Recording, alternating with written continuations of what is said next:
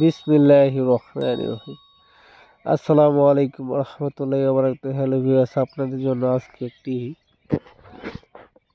গাছের টুটকা নিয়ে আসলাম। এটা হচ্ছে ভাইট গাছ।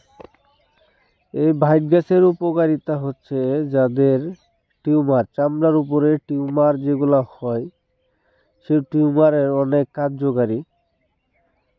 এটার যে পাতা আছে, এই যে যেরকম এরকম আমারটি পাতাগুলা, এই পাতাগুলা ভালো করে থেতো করে যে স্থানে টিউমার আছে সেই স্থানে প্রলেপ দিলে ইনশাল্লাহ ওই টিউমার মিশে যায়, মানে একদম টিউমারটা উধাও হয়ে যায় ইনশাল্লাহ। আল্লাহর কুদরতি গাছের গুণাগুণ আছে, বিশ্বাসের উপরে কেউ করলে ইনশাল্লাহ এটার দ্বারা তার নির্মূল হয়।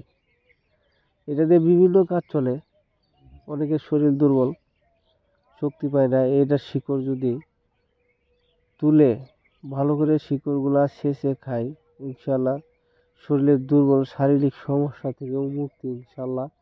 এবং এটার মধ্যে আরেকটা গাছ আছে, আমি দিয়ে দিচ্ছি। এই যে এই গাছটা, এটা হচ্ছে দন্দ্রকলস গাছ।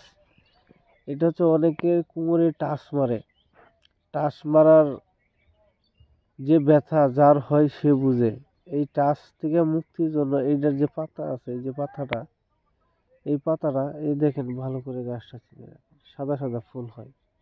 এই গাছটার পাতাটা ডলে যে জায়গায় কোমরের মাঝখানে, ওইখানে চাপ দিয়ে ধরলে কিছুক্ষণ, বেশি না হয়তো বা 2-3 মিনিট চাপ দিয়ে ধরলে ওই ব্যথাটা টাইনা নিয়ে আসে। এবং এটা শিকড় যদি কোমরে বাইন্ধা দেয় তাহলে তার টাচ ভালো হয়ে যায় ইনশাল্লাহ।